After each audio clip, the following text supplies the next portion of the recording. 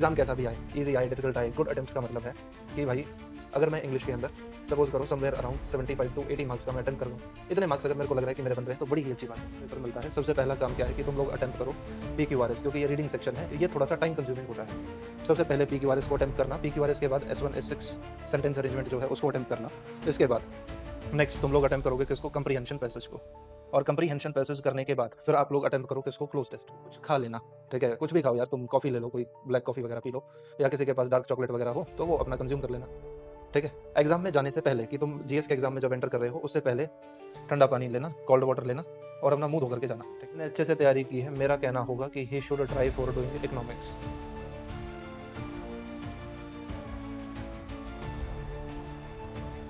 Welcome to in depth classes. और आज हम लोग बात करेंगे कि जिस दिन हमारा सीडीएस का एग्जामिनेशन है उस दिन किस तरीके से एग्जाम को अटेम्प्ट करना है। अटेम्प्ट करने का तरीका देखते हैं।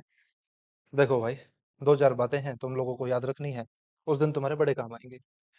तो जो हमारा सीडीएस का एग्जाम है 2025 फर्स्ट एग्जामिनेशन, डेट तुम्हें पता ही है, 13 अप्रैल है उस दिन। सबसे पहला काम क्या है कि भाई जिन्होंने अभी तक अपने एडमिट कार्ड्स डाउनलोड नहीं किए हैं, भाई एडमिट कार्ड डाउनलोड कर लो, सबसे पहला काम तो यही है। तो एडमिट कार्ड चेक कर लेना कि एडमिट कार्ड लेके जा रहे हो। उसके बाद black ball pen, black ink वाला, वो ज़रूर लेके जाना। अब बात करते हैं यार कि सुबह सुबह ऐसा होगा कि तुम्हारे साथ सबसे पहले तो इंग्लिश का एग्ज़ाम है अपना। इंग्लिश के एग्ज़ाम की टाइमिंग हमें पता है 9 बजे से 11 बजे है।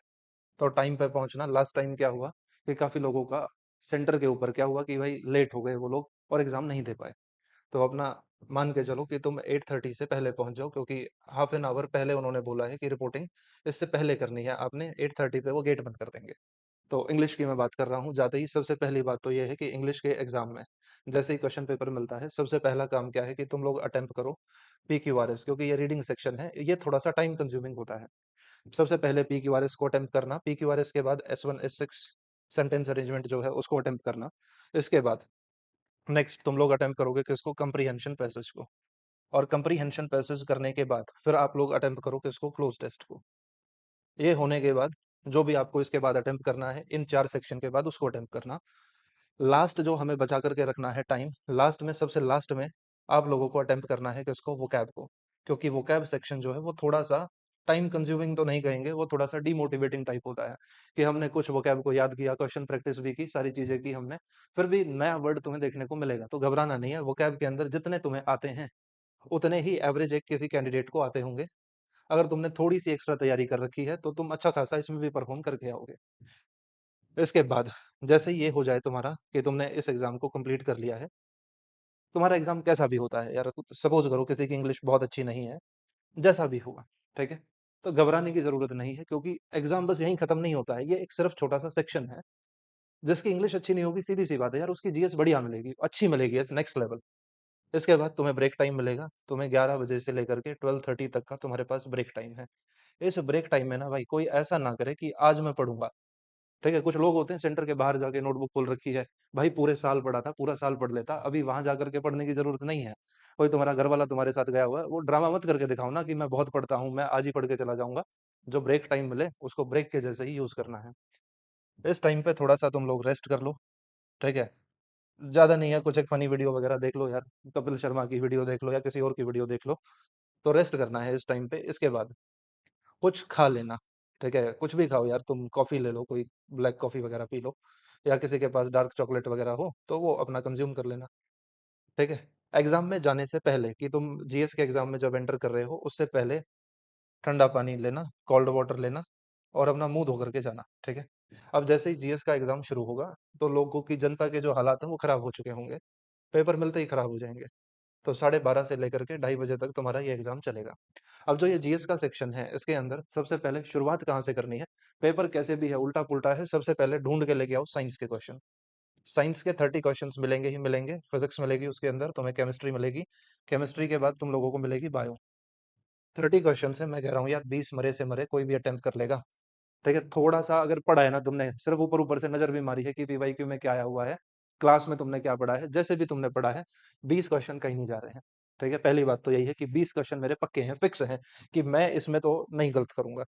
ठीक है, 20 क्वेश्चन का मतलब कितना हो गया, 0.87 से मल्टीप्लाई करोगे, 16 मार्क्स तुम्हारे इधर आ गए।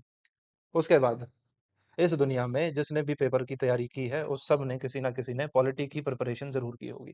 तो इसके बाद पॉलिटी और पॉलिटी से रिलेटेड जो थोड़े बहुत करंट अफेयर्स तुमने पढ़े हैं, नहीं भी पढ़े हैं, टीवी चलाया होगा भाई तुमने, टीवी के अंदर कुछ ना कुछ देखा होगा जो पॉलिटी से रिलेटेड होगा, उस चीज को यूज करना है कि मैं ऑप्शन को कैसे इलिमिनेट कर लूं अगर करंट अफेयर का मेरा पॉलिटी से रिलेटेड कोई क्वेश्चन है। पॉलिटी के बाद अटेम्प्ट करनी है तुम लोगों ने ज्योग्राफी। ज्योग्राफी भी तुम लोग पढ़ के गए होगे, तुमने मैपिंग वगैरह की क्लासेस की होंगी, तुमने सीखा होगा चीज़ों को, देन ज्योग्राफी को अटेम्प्ट करना। अच्छे खासे क्वेश्चन ज्योग्राफी से आते हैं। इसके बाद भाई अब डिपेंड करता है कि किसने तैयारी की है। जिसने अच्छे से तैयारी की है, मेरा कहना होगा कि he should try for doing economics, कि वो इकोनॉमिक्स को अटेम्प्ट कर ले। और जिसने सिर्फ क्या पढ़ा है, स्टैटिक पढ़ के आया है, then he should must attempt history. History के अंदर भाई किसी टॉपिक से कम क्वेश्चन होंगे, किसी से ज्यादा क्वेश्चन होंगे, तुम्हें बार बार बोला है हमने, यहाँ पे हमने बार बार वीडियो अपलोड करवाई है कि एंशियंट हिस्ट्री को इग्नोर नहीं करना है। तो हो सकता है कि आए ना आए, ठीक है, पर फिर भी एक बार ऊपर ऊपर से तुमने अगर रिवाइज किया है तो कुछ ना कुछ क्वेश्चन तुम्हारे हो जाएंगे। ये सब करने के बाद then try for go for current affairs. Current affairs में तुमने जो कुछ प्रिपेयर किया था किसके लिए, फॉर कैट एग्जामिनेशन, जो वन लाइनर करंट अफेयर्स तुमने प्रिपेयर किए थे वो तुम्हारी इधर बहुत मदद करेंगे। जो तुमने प्राइजेस तैयार किए हैं, तुमने जो स्पोर्ट्स के लिए कुछ तैयार किया है, तुमने डिफेंस एक्सरसाइजेज कुछ तैयार की होंगी, वो सारी चीजें इधर तुम्हारे काम आने वाली हैं। ये हुआ जीएस का एग्जाम। जीएस का एग्जाम देने के बाद जो लोग ओटीए वाले हैं वो तो घर जाएंगे अपने भाई, ठीक है, क्योंकि पेपर भी छोटा है इन लोगों के लिए, सर्विस भी छोटी है, शॉर्ट सर्विस कमीशन वाले हैं, इन्हें ज्यादा वो नहीं चाहिए है। आगे देखो जरा, अब जब 2:30 बजे एग्जाम खत्म होगा, इस 2:30 बजे एग्जाम खत्म होने के बाद जितने भी सेंटर्स उनके लिए थे, जिनका आईएमए टारगेट है, कोई एएफए जाना चाहता है, कोई नेवल एकेडमी जाना चाहता है, अब उनकी बारी है भाई।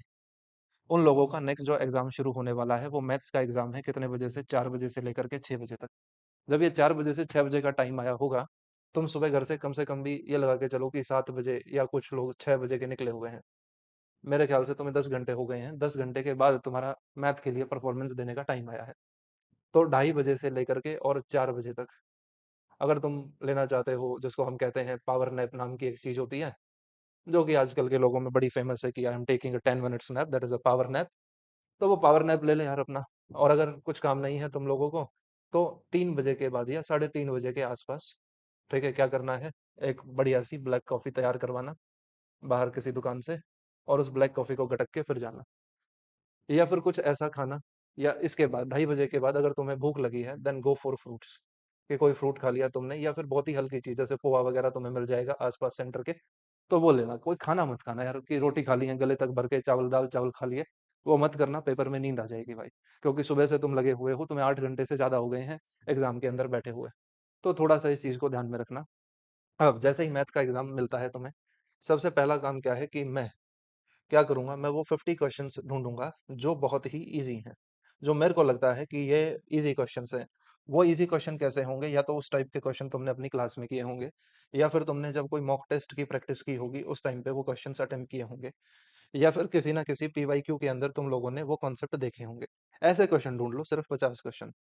जो ज्यादा कर सकते हैं भाई वो तो करके ही आएंगे, 80 क्वेश्चन भी करके आ रहे हैं लोग, 90 क्वेश्चन भी करके आ रहे हैं, किसी किसी ने तो 100 क्वेश्चन भी अटेम्प्ट मारे हैं, ठीक है। तो पहला काम क्या है, इजी क्वेश्चंस को टारगेट करना कि भाई मेरे को इजी क्वेश्चन अगर मिल गया तो उसको तो मैं छोड़ूंगा नहीं, ठीक है। जैसे ही तुम इन इजी क्वेश्चंस को अटेम्प्ट कर लोगे, काफी लोगों को के पास फिर भी टाइम बचेगा। वो जो टाइम बचा है उसको यूज करना तुम लोग, जो भी तुम्हारे ट्रिग्नोमेट्री के बचे हुए क्वेश्चंस हैं, या जो मेंसुरेशन के बचे हुए क्वेश्चंस हैं। जैसे ट्रिग्नोमेट्री के लिए मैंने तुम्हें बताया है, काफी चीजें सिखाई हैं क्लासेस के अंदर भी। मेंसुरेशन के लिए भी कुछ ट्रिक्स बताई हैं कि अगर टाइम कम है तो ऐसा कर लो, फैक्टर ढूंढ लो, पाई का मल्टीपल देख लो, ऐसी चीजें।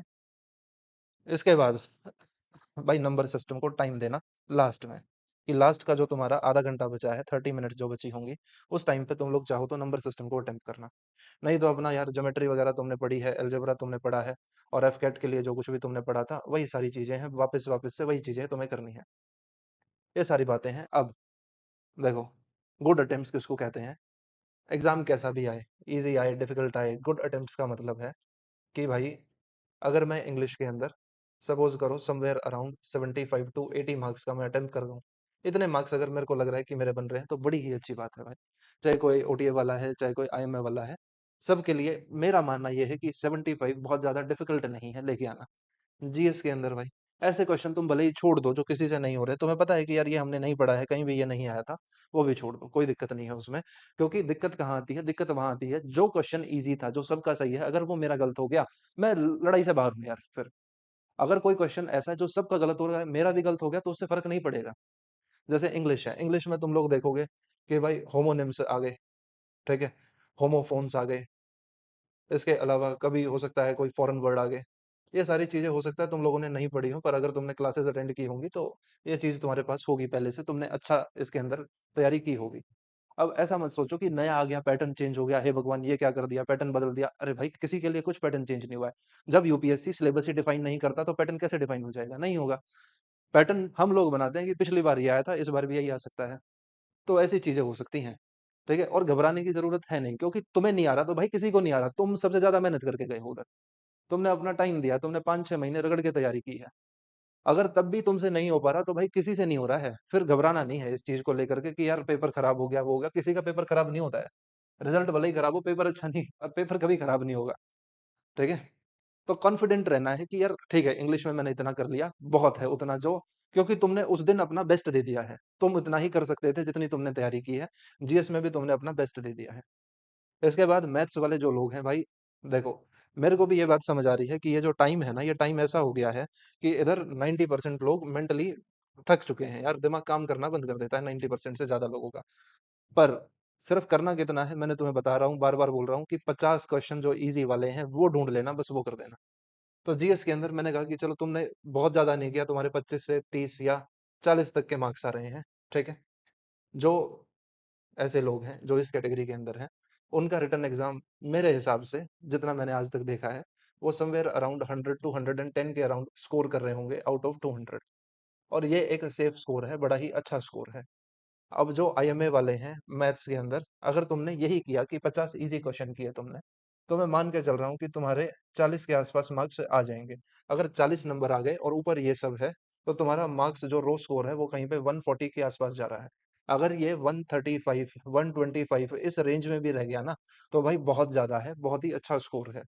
देखो सीधी-सी बात है, अगर टोटल नंबर ऑफ क्वेश्चन्स की हम बात करें, अगर मैं इसकी बात करता हूँ कि तुम्हारा कितना स्कोर आ रहा है, 140 स्कोर आ रहा है आउट ऑफ 300। तुमने कहा सर परसेंटेज निकाल के बताना ज़रा, ये कैंसल किया हमने, ये कितना आ गया 140/3, तो ये आएगा 43 पॉइंट समथिंग, और 43% स्कोर करना बड़ा ही ईज़ी है। 43% यार कोई भी ले आएगा, तुम पेपर में भी जा रहे थे, तुम बिना पढ़े यूनिवर्सिटी के एग्ज़ाम भी दे के आए हो, 50-60% उधर भी तुमने स्कोर किया है। तो ये तो कुछ भी नहीं है यार, 43% है, सिर्फ इतना ही तो है। ठीक है? तो ये चीज़ है कि अपना थोड़ा-सा ना कॉन्फिडेंट रहना है कि यार मैंने इतनी मेहनत की है, मैंने इतनी तैयारी की है, उसके बाद अगर मैं यहाँ तक पहुँच रहा हूँ ना, तो पेपर अच्छे खासे लेवल का आया था। मैंने अपनी तरफ से पूरा फिट डाल दिया है, इससे ज़्यादा अब हम कुछ नहीं कर सकते। और डिप्रेस होने की ज़रूरत ही नहीं है यार, शाम को अपनी थोड़ी-सी की देख लेना इधर-उधर से, हम लोग भी आपको की प्रोवाइड कराएँगे।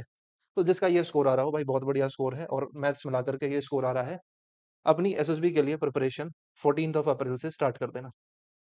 कि भाई मेरे को एसएसबी जाना है, ये हो गया।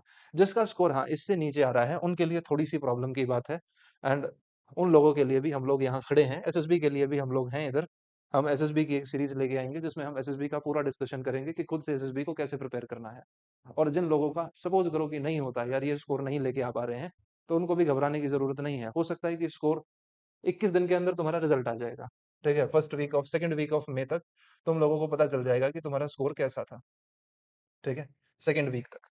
उसके बाद जिसका नहीं हो रहा है, कोई प्रॉब्लम की बात नहीं है। हम लोग इधर हैं, जुड़े रहो। आने वाले जो सीडीएस है, उसके लिए मैं ये कह रहा हूँ कि भाई हम लोग इतनी मेहनत करने वाले हैं आप लोगों के साथ कि फ्री कंटेंट यूट्यूब के ऊपर ही इतना कंटेंट आप लोगों को देंगे, कोई और मैच नहीं कर पाएगा उस चीज़ को। देखो मैं इतनी सारी बातें किस लिए कर पाता हूँ, मैं इसलिए कर पा रहा हूँ क्योंकि मैं एज़ अ दिस एग्ज़ाम का अपन एक्सपर्ट हैं, ठीक है? सीडीएस है, एफकेट है, किसी को कोस्ट गार्ड देना है, उसके लिए आप लोग एक एक्सपर्ट के साथ जुड़े हुए हैं इस टाइम पे। आपकी कैसी भी तैयारी है, आप कमेंट में लिखो कि सर मेरी ये तैयारी है, ये प्रॉब्लम हुई मेरे साथ, कैसे रिज़ॉल्व करना है इसको। अगली वीडियो तुम्हारे जो कमेंट्स होंगे ना यार, उनसे देख करके फिर हम बनाएँगे कि यार बच्चों को ये चाहिए है, कि स्टूडेंट या फिर आज का जो कैंडिडेट है उसके साथ ये प्रॉब्लम्स हैं, इन प्रॉब्लम को दूर करना है, उसका इलाज हम लोग खड़े हैं उसको बताने के लिए। तो इसी के साथ इस वीडियो को खत्म करते हैं। जय हिंद, जय भारत।